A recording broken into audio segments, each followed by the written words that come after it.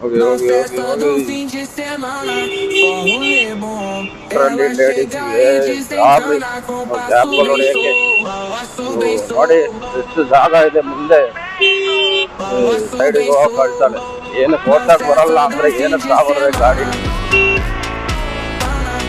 ನೋಡಿ ನೋಡಿ ನೋಡೋದೇ ಇಲ್ಲ ರೈಟಿಗೆ ಇರೋದೆ.